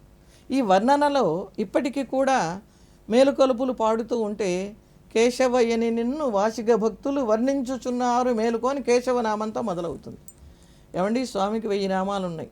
1000 నామాలు చదవలేకపోతే అష్టోత్తర శతనామం ఉంది, అది కూడా కాకపోతే 24 ఉన్నాయి. కానీ కేశవనామంలో ఒక ప్రత్యేకతను అమ్మవారు మనకు అందించటం కోసం మనమందరం కూడా ఎన్ని నామాలు చదవలేకపోతే ఒక్క కేశవాయ నమః అనుకుంటే చాలు, బ్రహ్మ విష్ణు మహేశ్వరుని ముగ్గురిని స్తోత్రం చేసినంత ఫలితం వస్తుంది. కకారానికి బ్రహ్మ అని అర్థం, ఈశ శబ్దానికి పరమేశ్వరుడు అర్థం. ఈ ఇద్దరు ఆ విరాట్ పురుషుని శరీరంలో నుండి పుట్టారు కనుక కేశవ. మనం ఒక్కొక్క లాభం కోసం ఒక్కొక్క దేవతను ఆరాధిస్తాం. సుబాలోపనిషత్తు అని ఒక ఉపనిషత్తు ఉంది. ఆ ఉపనిషత్తులో సర్వలాభాయ కేశవ, ఒక్కొక్క దేవతను ఆరాధిస్తే ఒక్కొక్క లాభం వస్తుందండి. కేశవుణ్ణి ఆరాధిస్తే అందరినీ ఆరాధించిన ఫలితం వస్తుంది అన్నారు. ఇక్కడి నుంచి చూస్తే కనుక మనకి మిగతా పాసురాల దగ్గరికి వెడితే, ఇప్పుడు మనం మేలుకొలుపు చెప్పారు, ప్రకృతి సౌందర్యం ఇవన్నీ చెప్పారు, గురువు ప్రాధాన్యత ఎంత ఉంది చెప్పారు. మిగతా పాసురాలలో ఏమేమి అంశాలను ఆవిడ కీర్తించడం జరిగింది? తప్పకుండానమ్మా, ఇక్కడ ఒక్క విషయం చెప్పేసి అటు వెళతాం. తప్పకుండా. శంకర భగవత్పాదులు ఒక మంచి శ్లోకం చెప్పారు. ఆకాశాత్ పతితంతోయం యథా గచ్చతి సాగరం సర్వదేవ నమస్కారః కేశవం ప్రతిగచ్చతి. నిజానికి అద్వైత విశిష్టాద్వైతాలన్నీ కూడా స్వామితత్వాన్నే చెప్పినాయి. ఆ చెప్పిన వాటిల్లో అందరూ సులభ మార్గాన్నే చెప్పారు. ఆ సులభ మార్గాన్నే గోదాదేవి అందించింది. ఇక 15 పాశురాలకు సుప్రభాతం మేలుకొలుపులు అయిపోతాయి. ఈ 10 పాశురాలలో ఒక్కొక్క పాశురంలో ఒక్కొక్క పదాన్ని ఆధారం చేసుకుని ఒక్కొక్క ఆళ్వారుల చరిత్రలను కూడా చెప్పుకోమని వ్యాఖ్యాతలు ఇచ్చారు. అక్కడంతా ఉండదు, పద్యంలో చిన్న ముఖ్యం ఉంటుంది. అథాతో బ్రహ్మ జిజ్ఞాస, చిన్న సూత్రం బ్రహ్మసూత్రం మొట్టమొదటిది. ఎన్ని అక్షరాలు ఉన్నాయి? అథ అతః బ్రహ్మ జిజ్ఞాస. అది సంధి చేస్తే 8 అక్షరాలు. ఈ మంత్రానికి ఈ ఒక్క సూత్రానికి 100 పేజీల వ్యాఖ్యానాలు పుట్టినాయి. అలాగే అమ్మవారు ఇందాక చెప్పానే మర్రి చెట్టు విత్తనంలాగా పాశురాలను కూర్చింది అని. 15 పాశురాలలో మేలుకొలుపులు అయిన తర్వాత 16వ పాశురంలో ద్వారపాలకుల్ని తలుపులు తెరవమని అమ్మవారంతటి వారు కోరుకుంటారు. ఈ నందగోపుడి ద్వారపాలకుల్ని తలుపులు తెరువమనే పాశురాన్ని విశేష పాశురంగా చెప్తారు. ఎందుకని అంటే మనలో ఉన్నటువంటి అజ్ఞానం తొలగిపోవటానికి, ఈ దారి భగవంతుడి మార్గాన్ని చూపించటానికి ఈ తెర తొలగటం అంటాం. అలాంటిది ఆ 16వ పాశురంలో జరుగుతుంది కనుక 16వ పాశురాన్ని విశేష పాశురంగా భావించారు. నాయకనా ఆయన నందగోపనుడయ కోయిల్ కాపానే కొడితోన్రుం తోరణవాశల్ కాపానే అంటూ మొదలు పెడతారు. ఈ నందగోపుడి భవనానికి రక్షకుడైన వాడా, మాకు తలుపులు తీయి, మీరే తీసుకోండమ్మా, మేం తీసుకోం, తలుపులు వెయ్యటం తీయటం నీ వంతు. పైగా ఈ తలుపులు మామూలుగా లేవు, మణికదవం తాళ్ తిరవాయ్, మణులతో పొదిగినవి. ఏది తలుపో ఏది గడియో ఎలా తీయాలో తెలియటంలా, కనుక నీవు తలుపులు తీయి. స్వామి చెప్పేవాట తండ్రితోటి, నాన్న మన ఇంటికి జెండాలు కట్టించమన్నట్ట ఒక రోజున. ఎందుకు నాయన అన్నట్ట, ఈ ఉన్న ఇళ్ళన్నీ ఒకటిగానే ఉన్నాయి నాన్న, నాకు తెలియక మన ఇల్లు అనుకుని నేను ఆ ఇంటికి ఇంటికి వెళ్ళి వెన్న తింటూ పాలు తాగుతూ పట్టుబడిపోతున్నాను, కనుక ఒక జెండా కనుక మన ఇంటి మీద కడితే నాకు గుర్తుగా ఉంటుంది అంటే, సరే నాయన అని జెండా కట్టించాడు ఆయన. కొడితో నృం, జెండాతో ప్రకాశిస్తున్న భవనము అని ప్రత్యేకించి అమ్మవారు చెప్పారు. అలా ద్వారపాలకుల్ని ప్రస్తుతించినట్లుగా ప్రార్థించారు. ఈ ప్రార్థించినప్పుడు ఆవిడ ఒక చిన్న హెచ్చరిక చేశారు, మీ స్థానం ఏంటి? ద్వారపాలకులు. నేను వచ్చి అడుగుతున్నా, ద్వారపాలకులు ఎలా ఉండాలి? ఒదిగి వినయ విధేయతలతో పెద్దవాళ్ళు చిన్నవాళ్ళు వచ్చినా వాళ్ళని నెమ్మదిగా అడిగి ఎందుకోసం వచ్చారో ఆ పని చేయాలి. తలుపులు తీయకుండా మీరు ఉండటం క్షేమం కాదు. ఎందుకని కాదు, మీరు ఒక్కసారి వైకుంఠ లోకాన్ని గుర్తు చేసుకోండి. జయ విజయులు సనక సనందనాది మహర్షులు వస్తే తలుపులు తీయక వెళ్ళనివ్వక రాక్షసులైపోయినారు. రాక్షసులకి దేవతలకి మానవులకి భేదం ఏమిటంటే, భగవంతుడికి సంబంధించినటువంటి పనులకు అడ్డం పడే వాళ్ళంతా రాక్షసులు. జయ విజయులు రాక్షసులై పుట్టారు. సహాయం చేసేవాళ్ళు దేవతలు, చెడగొట్టకుండా ఉన్నవాళ్ళు మానవులు. అందుకని ఆ విషయాన్ని కూడా గుర్తు చేస్తారు. మెల్లిగా వాళ్ళు తలుపులు తీస్తారు. అమ్మవారు ఆ నందగోపుడి భవనంలో ప్రవేశిస్తారు. ప్రవేశిస్తే వరసన పడుకుని ఉంటారు నందగోపుడు, యశోదమ్మ, కృష్ణుడు, బలరాముడు. ఈ నలుగురిని చూస్తారండి. ఇది విశేష పాశురం. ఆ నందగోపుడి భవనంలో ప్రవేశించేటప్పుడు అమ్మవారు అద్భుతంగా నందగోప మహారాజు గారిని స్తోత్రం చేస్తారు. కృష్ణ పరమాత్మను కూడా స్తోత్రం చేస్తారు. సంప్రదాయం తెలిసిన వాళ్ళు, పూర్తిగా వైష్ణవ సంప్రదాయంలో ఉన్నవాళ్ళు ఇవాల్టి పాశురం రోజున ఆచార్యుల వారికి వస్త్రాలను పెట్టి సత్కరిస్తారు. అమ్మ ఆ చెప్పేటప్పుడు అంబరమే తన్నీరే షోరే 3 చెప్పారు. ఒకటి అంబరం వస్త్రం, తన్నీర్ మంచినీళ్ళు, షోరే అన్నం. మామూలుగా మనకు అన్నము, మంచినీళ్ళు, వస్త్రాలు. కానీ మనకి కావలసినది ఏంటంటే, మనం తిన్నా తినకపోయినా వస్త్రం ముఖ్యంగా శరీరానికి ఉండాలి. ఇంకా వైభవం కొద్దీ మనం ఆభరణాలు ధరిస్తాం. ఈ వస్త్రము, మంచినీరు మరి ఇవేమిటి? మనం అనుకుంటున్న తిండి వస్త్రాల అంటే ఇవి కాదుట. అంబరము అంటే ఆకాశము అని ఒక అర్థం ఉంది. ఆకాశం అంటే ఎవరు? పరమాత్మ. ఆ సమంతాత్ ప్రకాశతే.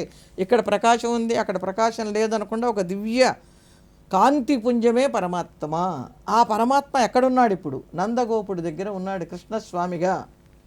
మనము ఈ సంప్రదాయంలోకి వస్తే ఆచార్యుల్ని ఆశ్రయించాలి, ఆచార్యులు మంత్రాన్ని ఇవ్వాలి, మంత్రం పరమాత్మని చూపించాలి, ఈ పరమాత్మ భాగవతులతో కలిసి ఉండాలి. ఇది ఈ సంప్రదాయంలో ఉన్న విశేషం. ఇక్కడ మొట్టమొదట నందగోపుడు ఆచార్యుడు. గోపుడు అంటే రక్షించేవాడు. ఎవరిని రక్షిస్తున్నాడు? ఇప్పుడు కృష్ణ పరమాత్మని రక్షిస్తున్నాడు.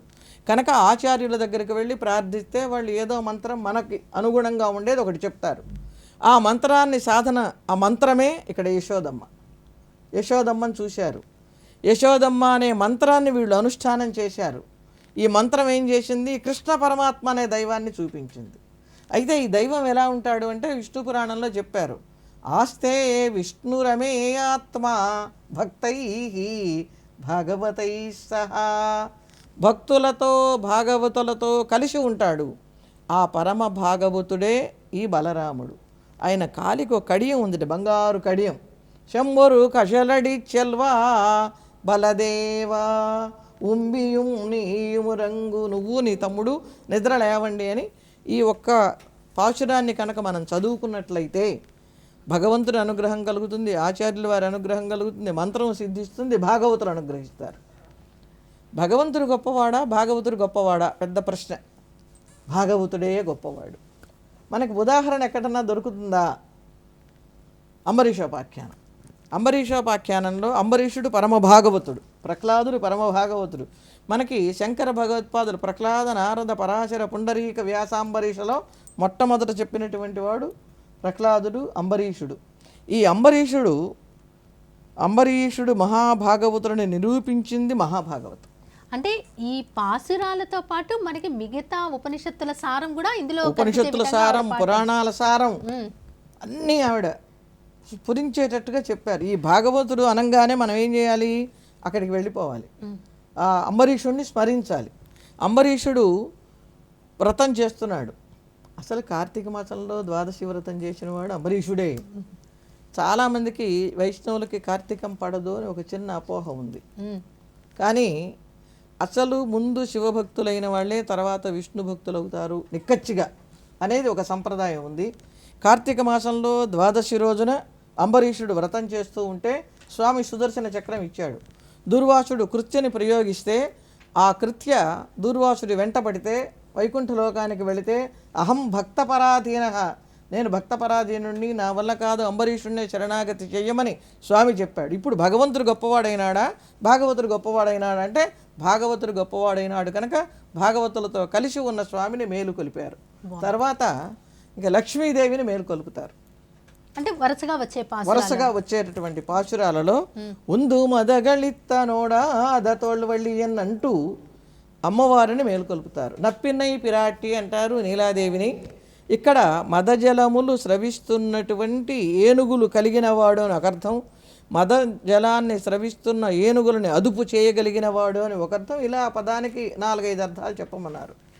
ఈ అర్థాలు చెబుతూ ఉంటే లక్ష్మీదేవిని ఆశ్రయించటం ఈ పాశురంలో ప్రధానమైనటువంటి అంశం. భగవద్ రామానుజులు ఈ పాశురాన్ని అదే పనిగా చదువుకునేవారట. అందుకని వారికి తిరుప్పావై జీయరు అని ఒక బిరుదు వచ్చింది. అలా లక్ష్మీదేవి అనుగ్రహాన్ని కురిపించే పాశురం కనుక ఈ పాశురం రోజున 18వ పాశురం తప్పనిసరిగా ఆలయాలలో గోదామ్మవారికి కుంకుమ పూజలు సామూహికంగా నిర్వహిస్తారు. దీని తరువాత కుత్తు విళక్కెరి కొట్టుకాల్ అని మొదలు పెడతారు. ఏనుగు దంతాలతో చేసిన పట్టె మంచం. అది చాలా అందమైనటువంటి ఇప్పటి భాషలో సీన్. వైకుంఠలోకం ఎలా ఉంటుందో మనకెవ్వరికీ తెలియదు. అందరికీ తెలిసినటువంటి విషయంతో తెలియని దాన్ని చెప్పాలి అనేదే వాళ్ళ యొక్క సంకల్పం. చక్కగా గుత్తి దీపాలు వెలుగుతున్నాయి, మంచి పానుపు, హంసతూలికా తల్పం, మళ్ళీ అది కూడా హంసలతో చేసినటువంటి, హంసల యొక్క రేఖలతో చేసినటువంటిది. ఆ ఈకలతోటి ఈ మంచం ఎలా ఉండాలి, నిలువ ఎంత ఉండాలి, వెడల్పు ఎంత ఉండాలి, మంచానికి 5 లక్షణాలు ఉండాలి అని ఆవిడ ఈ పాశురంలో చెప్తారు. ఎన్నో పాశురం అది? మరి ఇది 19వ పాశురం. ఈ 19వ పాశురంలో చెప్పినటువంటిది పైకి చూడటానికి శృంగారరస భరితంగా మనకు కనిపిస్తుంది. పర్యంక విద్య అని ఛాందోగ్యోపనిషత్తులో ముక్తిని పొందే జీవుడు ఎలా మర్యాదలు పొందుతాడు అనేది చెబితే ఆ ముక్తి ఎంత గొప్పగా ఉంటుందో మనకు తెలియదు, ఎంత ఆనందంగా ఉంటుందో తెలియదు కనుక ఈ పాశురంలో అమ్మవారు చెప్తున్నారు. ముక్తికి వెళ్ళే జీవుణ్ణి విరజానదిలో స్నానం చేయిస్తే అక్కడి నుంచి శతంచామర హస్తాహ శతం చూర్ణ హస్తాహ అప్సరసలు 100 మంది వింజామరులు వీస్తూ పువ్వులు చల్లుతూ పొడులు జల్లుతూ వైకుంఠలోకానికి తీసుకొని వెళితే అక్కడ ఒక పద్మం ఉంటుంది. దానికి 8 మంది అప్సరసలు రేఖల మీద ఉంటారు. వాళ్ళకి పేర్లు ఉంటాయి. ఆ అష్టదళ పద్మంలో స్వామివారు కూర్చొని పక్కన అమ్మవారిని కూర్చోపెట్టుకుని ఉంటారు. పరవాసుదేవుడు అంటారు ఆయన్ని.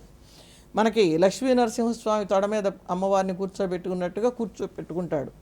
అలాంటిది వాటి దగ్గరికి ఈ జీవుడు వెళితే స్వామి తన వేలు ఇలా ఇచ్చి పైకి తీసుకుంటే ఈ చిన్న శరీరంతో జీవుడు వెళితే ఒళ్ళో కూర్చోబెట్టుకుని, నాన్న ఇన్నాటికి నేను గుర్తొచ్చానా అంటట స్వామి. ఆ వైభవం అంతా ఈ పాశురంలో మనకి అందిస్తారు. తర్వాతకు వచ్చేసరికి స్వామి కొంచెం అధిక్షేపం చేస్తారు. స్వతంత్రం ఉంది కదా అమ్మవారికి.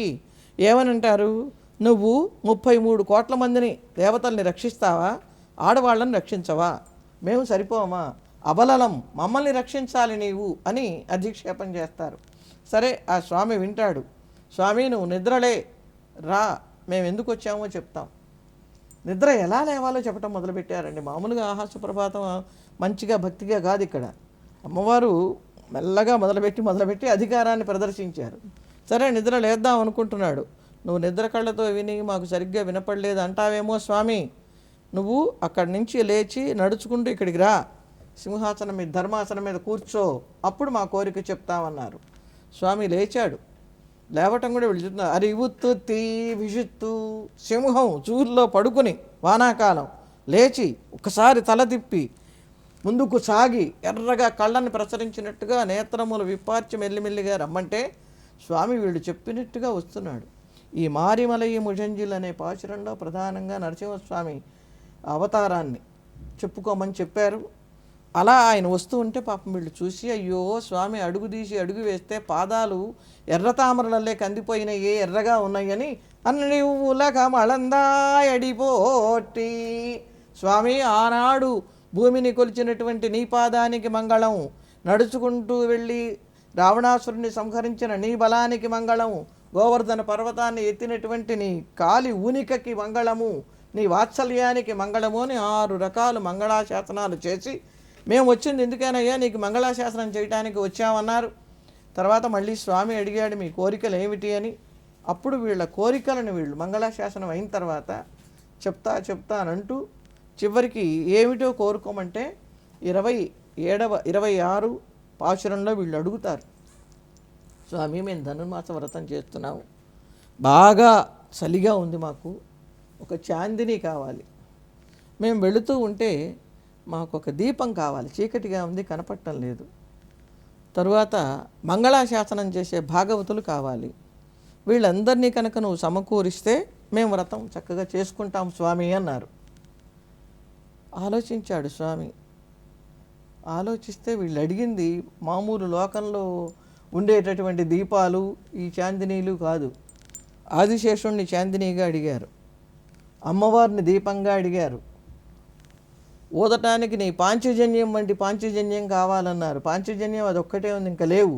ఓహో వీళ్ళందరూ నన్నే కోరారు అని స్వామి తననివ్వటానికి సిద్ధపడ్డాడు. స్వామినే కోరేశారు. ఎప్పుడైతే పరివారంతో ఉన్న స్వామి అంగీకరించాడో ఈ 26 రోజులు వీళ్ళు ఏం తినలేదండి. నెయ్యున్నోం పాలున్నోం అని 2వ పాశురంలో చెప్తారు. నెయ్యి తినము పాలు త్రాగము అని. మన ఉపవాసం లేదా కాశీకి వెళ్ళిన వాళ్ళు ఏదైనా వదిలిపెట్టమంటే మనం ఏదైనా మనకి ఇష్టమైన దాన్ని వదిలిపెట్టాలి, స్వామికి సమర్పించాలి. అలాంటిది అక్కడికి పోయి పనికిరాదు కదా అని రావాకి వదిలిపెట్టాను, కుంకుడు పండు వదిలిపెట్టాను అని చెప్పకూడదు. మనకి పనికిరాని వదలకూడదు, పనికొచ్చేదే వదలాలి. వీళ్ళు రోజు తినేది పాలు పెరుగు వెన్న కనుక స్వామి మీద ఉన్న ప్రేమతో వదిలిపెట్టారు. పాప ముఖాలు ఆడిపోయినాయి. అయ్యో వీళ్ళు నా కోసం ఇంత కష్టపడ్డారా అని స్వామి జాలిపడి తననే తాను అర్పించుకుంటే ఆ ఆనందంతో స్వామితో కలిసి 27వ పాశురం కూడారై వెల్లుం శీర్ గోవిందా అంటూ స్వామితో కలిసి పాలతో వండి నెయ్యి పోసినటువంటి పాయసాన్ని దోశళ్లతో వాళ్ళు జుర్రుతూ ఉంటే నెయ్యి మోచేతుల కిందగా కారిపోయింది. అలా స్వామితో కలిసి చక్కగా పాశురాల వాళ్ళు పాయసాన్ని తాగారు. ఈ రోజున ప్రతి దేవాలయంలో 108 గంగాళాలతోటి ప్రత్యేకంగా పాయసాన్ని సమర్పిస్తారు. దీనికి పోటీ పడుతుంటారు అందరూ కూడా. మహా గొప్ప క్షేత్రాలైతే 108 దివ్య దేశాలను ఆవాహన చేస్తారు. ఒక్కొక్క దివ్య దేశంలో ఒక్కొక్క పాత్ర పెడితే మాకు శ్రీరంగం పాత్ర కావాలి, మాకు వెంకటేశ్వర స్వామి తిరుపతి పాత్ర కావాలి అని వాళ్ళు ముందే రాసుకుంటారు. సరే, అంత నిష్టగా లేకపోయినా 108 పాత్రలు తగ్గకుండా పాయస నివేదన జరుగుతుంది. దీనికి ఒక అసాధారణ కారణం ఉంది. గోదామ్మవారు రంగనాథుడితో కనుక వివాహం అయితే నేను 108 గంగాళాలతో నీకు పాయసం చేస్తాను అని సుందరబాహు స్వామికి మొక్కుకుంది. సరే, వివాహం చేసుకుంది, ప్రదక్షిణం చేసింది, స్వామిలో లీనమైపోయింది, మొక్కు తీర్చలేదు. తర్వాత ఎప్పుడో భగవద్ రామానుజులు 4,000 సంవత్సరాలు సుమారు అవతరించారు, ఆ సన్నిధికి వెళ్ళారు. ఆయనకి స్ఫురణకి వచ్చింది ఇది. రాగానే ఆ సుందరబాహు స్వామి వారి సన్నిధిలో వారు ఈ 108 గంగాళాలు గోదామ్మే చేసి సమర్పించినట్లుగా చేయించారు. ఎప్పుడైతే ఆయన మొక్కు తీర్చారో అమ్మవారి విగ్రహం దగ్గర నుండి ఒక అడుగు ముందుకు కదిలినట్టు కదిలి ఆయన కనిపించి అన్నా అని కేకేసింది. తెలుగులో అన్నా అంటాం, వాళ్ళు అన్నా అన్నది. అప్పటి నుంచి భగవద్ రామానుజుల వారికి గోదాగ్రజులు అనే పేరు వచ్చింది, గోదకే అన్నగారు అని. అలా అయిపోయిన తర్వాత వీళ్ళు స్వామి మేము తప్పులు చేశాము, క్షమా ప్రార్థన అని ఇప్పుడు కూడా మనకి అంటే ఈ పాసురాల్లో క్షమాపణ పాసురం కూడా ఉంది. ఉంది ఉంది తప్పకుండా ఉంది. మేము నీకు ఎన్నో పేర్లు ఉన్నాయి, నేను ఆ పేర్లతో మంచిగా పిలవటం మాకు చేత కాదు, మాకు అసలు కుడి ఎడమ తెలియదు, ఏదో పశువులను తోనుకొని వెళ్ళి వాటెంబడే వెళ్ళి అవి తింటే తింటాం పడుకుంటే పడుకోవటం అలాంటి వాళ్ళం స్వామి, నీకు అన్ని మంచి పేర్లుంటే గోవిందా అని చిన్న పేరుతో పిలిచాము, నువ్వు కోపం పెట్టుకోవద్దు స్వామి అని బ్రతిమలాడుకుంటారు. బ్రతిమలాడుకున్న తర్వాత 29, 30 పాశురాలు, వీటిని శాత్తుమరై పాశురాలు అంటారు. ప్రతిరోజు వింజామర సేవ చేసేటప్పుడు ఈ పాశురాలను విన్నపం చేస్తారు. ఈ శాత్మరై అంటే మనలో పూర్ణాహుతి వంటిది. ఇప్పుడు యజ్ఞం చేస్తే పూర్ణాహుతి ఎటువంటిదో అటువంటి పాశురాలు ఇవి.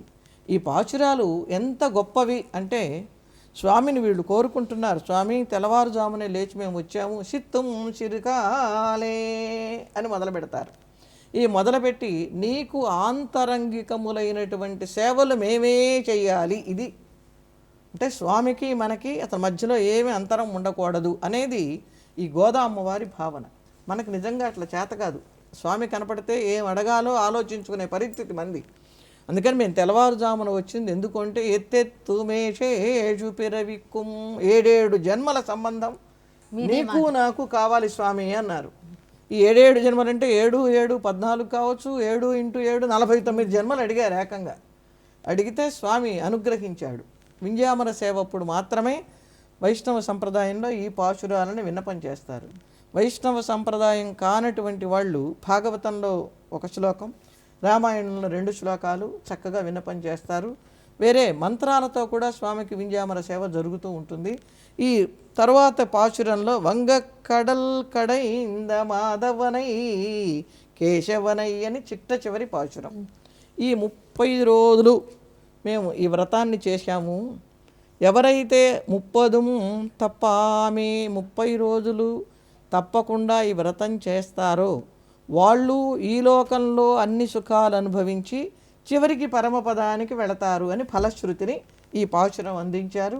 ఈ పాశుర నివేదనతోటి 30వ రోజుతోటి భోగి కళ్యాణం అమ్మవారికి అయ్యవారికి అత్యంత వైభవంగా గోదా కళ్యాణం ఇక్కడ రంగనాయక గారు మనకి ధనుర్మాసం అనగానే నెలపట్టు ఈ తిరుప్పావై పాసురాలు వినడంతో పాటు ముగ్గులు గొబ్బెమ్మలు వీటన్నిటికీ ఎక్కువ ప్రాధాన్యం ఇవ్వడం జరుగుతుంది. వీటి గురించి కూడా ప్రత్యేకంగా సాహిత్యంలో ఏమైనా చెప్పారంటారా? గొబ్బెమ్మల మీద పాటలుగా సాహిత్యం వచ్చింది కానీ పద్యాలుగా ఎవరు గట్టిగా వ్రాసిన వాళ్ళు లేరు. ఈ గొబ్బెమ్మలు పెట్టడం ఈ నెలలోనే జరుగుతుంది. అది తెల్లవారుజామున చిన్న పిల్లల చేత గొబ్బెమ్మలు పెట్టించేవాళ్ళు, ఆవు పేడతోనే పెట్టాలి. ఆనాడు వాళ్ళు గోకులంలో ఉన్నది అది కనుక చక్కగా వాటిని ముద్దలు చేసి పసుపు బొట్టు బియ్యపిండి ముగ్గు వేసి గుమ్మడి పూలు బాగా వస్తాయి, చామంతి పూలు వస్తాయి, వాటిని ఆ గొబ్బెమ్మల మీద అలంకరించి పెద్ద గొబ్బెమ్మతో పాటు చిన్న పిల్ల గొబ్బెమ్మ అని చేసి చుట్టూ పరివారం అంటే ఈ గొబ్బెమ్మలు ఇన్ని పెట్టటము, పెద్ద గొబ్బెమ్మ చిన్న గొబ్బెమ్మ మధ్యలో గొబ్బెమ్మలు అనేది ఒక పరివారానికి సంకేతం. కుటుంబంలో ఒక పెద్ద ఒక చిన్న సరే అన్నదమ్ములు అక్క చెల్లెళ్ళు అందరూ కూడా కలిసికట్టుగా ఉండాలి అనే దాన్ని ఒక విధంగా ఉమ్మడి కుటుంబానికి ప్రతీకగా ఈ గొబ్బెమ్మల పండుగ జరిగింది. లక్ష్మీదేవి గోమయ స్వరూపిణిగా కూడా చెప్పారు. అందుకని లక్ష్మీదేవిని ఆవాహన చేయటం మన ఇంటి ఎదురుకుండా గొబ్బెమ్మలు కనుక మనం పెట్టుకున్నట్టయితే లక్ష్మీదేవి మన ఇంట్లోకి వచ్చేస్తుంది అని చిన్న పిల్లల చేత పెట్టిస్తే మంచి భర్త వస్తాడు. ఈ ధనుర్మాసంలో ఉన్నటువంటి విశేషం ఏమిటంటే ఈ వ్రతం చేస్తే తప్పనిసరిగా వివాహాలు జరుగుతాయి, వచ్చేటటువంటి వ్యక్తి మంచి యోగ్యుడైన వాడు వస్తాడని పిల్లల చేత తట్టించేవాళ్ళు. మరొకటి చలికాలం, ఈ చలికాలంలో మనకు వచ్చేటటువంటి వ్యాధులను నివారించేటటువంటి శక్తి గోమయానికి ఉంది, ఉష్ణ స్వభావం కలిగినటువంటిది కనుక అందుకని పిల్లల చేత ఈ గొబ్బెమ్మలు సాయంత్రం పూట సంధి గొబ్బెమ్మ అని 10 మందికి ఏదో పండ్లో శనగలో పంచుకోవటం, లక్ష్మీ అష్టోత్తరం చదువుకోవటం, గొబ్బి ఏళ్ళలో సఖియా వినరేని పాటలు పాడటం, మళ్ళీ పాడుతూ చిన్నపిల్లలైతే తామర పువ్వంటి తమ్ముడిని ఇయ్యమ్మ, చామంతి పువ్వంటి చెల్లెల్ని ఇయ్యమ్మ అని కోరుకోవటంలో ఒక మనలో ఉన్నటువంటి భావాన్ని బాగా పెంచి పెద్ద చేయటం అనేదే మన వరకు మనకి కాకుండా 10 మందితో కలిసి పంచుకోవాలి అన్న తాత్పర్యమే గొబ్బెమ్మల్లో ఉంది. ఈ నెల రోజులు ఈ గొబ్బెమ్మలు పెట్టుకుంటాం, హరిదాసులు వస్తే మనకు చేతయింది పెడతాం. వాళ్ళు నిరంతరం హరినామ స్మరణం చేస్తారు కనుకనే వాళ్ళకి హరిదాసులు అని పేరు పెట్టాం. వాళ్ళుగా ఎక్కడా నిలబడి అడగకూడదు. నామం చేసుకుంటూ వెళుతూ ఉంటే మనమే పిలిచి పండో కాయో బియ్యమో మనకున్నది కృష్ణార్పణ బుద్ధితో సమర్పణ చేస్తాం. మనం కృష్ణార్పణం అనకపోయినా వాళ్ళు కృష్ణార్పణం అంటూనే స్వీకరిస్తారు. ఇలా ఈ ధనుర్మాసం ముగ్గులు వేయటంలో కూడా లక్ష్మీ కళ. పూర్వకాలం బియ్యపిండితో ముగ్గులు వేసేవాళ్ళు చీమలకి చిన్న చిన్న జంతువులకి ఆహారంగా ఉంటుంది అని. అలా ప్రతి పని సామాజిక దృక్పథం, ఒక ప్రాణి మేలు కోరి చేసినటువంటి వ్రతము. అమ్మవారు కూడా అందరూ రండి కలిసి చేద్దాం అంటమే సామాజిక దృక్పథం. నా వరకు నేను చేసుకుంటున్నానని అమ్మ అనలేదు. అలా మనం కూడా ఎప్పుడైనా ఏ వ్రతం చేసుకుంటున్నా 10 మందిని కలిపి వ్రతం చేసుకుంటే సమాజం మంచి చక్కటి మార్గంలో ఉంటుంది.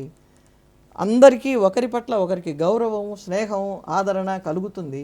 సమైక్యత వృద్ధి పొందుతుంది. నిజంగా ఒక సామాజిక జీవనంతో అందరూ కలిసికట్టుగా ఉండాలి అన్నదే ఈ ధనుర్మాస వైభవంలో పాసురంలో ఉన్నటువంటి ప్రతి అర్థము గోచరిస్తుంది. ఒక్కొక్క పాసురము ప్రతి దాన్ని మన మానవాళికి అన్వయించుకునే విధంగా గోదాదేవి 5000 సంవత్సరాల క్రితమే మనకి అందించారు. అయితే పురాణాలు అంటే అవి ఏవో మనకు తెలియవు, దేవుడికి సంబంధించిన అనుకుంటున్నారు. పురాణాలు చెప్పినా, గోదాదేవి వ్రతం చెప్పినా సమాజం ఎలా ఉండాలి, సమాజం ఎలా బాగుపడాలి అన్నటువంటి లక్ష్యాలే వీటి యొక్క అంతరార్థాలు. అందరూ మంచి మార్గంలో నడవాలి, మంచిగా ఉండాలి, ఉంటుంది, ఒకరినొకరు అర్థం చేసుకోవాలి, ఒకరినొకరు కలిసిమెలిసి ఉండాలి. ఇదే సమాజ నిర్మాణం అని శ్రీశ్రీ గారు అన్నట్లుగా సమాజ నిర్మాణం మనకి వేదాలు చేసినాయి, పురాణాలు చేసినాయి, ఈనాడు వ్రతాలు నోములు చేస్తుంది. నిజంగా ఒక మానవాళికి ఇచ్చిన ఒక సందేశం ధనుర్మాస వైభవం. గోగంటి శ్రీ వెంకట రంగనాయక గారు ఈరోజు మా దూరదర్శన్ సప్తగిరి స్టూడియోకి విచ్చేసి సాహితీ కార్యక్రమంలో ధనుర్మాస వైభవంలో మరి ఎన్నో విషయాలను, పాసురాల గొప్పతనాన్ని చాలా చక్కగా తెలియజేసినందుకు ధన్యవాదాలండి. నమస్కారం అమ్మా, కృతజ్ఞతలు. ఇది ఈనాటి సాహితీ కార్యక్రమం. దూరదర్శన్ సప్తగిరి ప్రేక్షకులందరికీ మరొకసారి నూతన సంవత్సర శుభాకాంక్షలు. వచ్చే వారం మరో అంశంతో సాహితీ కార్యక్రమంలో మళ్ళీ మీ ముందుకు వచ్చేస్తాం. అంతవరకు సెలవా మరి. నమస్కారం. మా కార్యక్రమంపై మీ అభిప్రాయాలు తెలియజేయగలరు. యూట్యూబ్ www.youtube.com/c/దూరదర్శన్ Saptagiri. Facebook www.facebook.com/DD Saptagiri. Twitter twitter.com/DD Saptagiri VJA. Instagram www.instagram.com/DD Saptagiri. Screen మీద కనబడుతున్న QR కోడ్ని స్కాన్ చేయడం ద్వారా DD సప్తగిరి యూట్యూబ్ ఛానల్ని వీక్షించగలరు. మరిన్ని అప్డేట్స్ కోసం DD సప్తగిరి యూట్యూబ్ ఛానల్ని సబ్స్క్రైబ్ చేసుకోండి.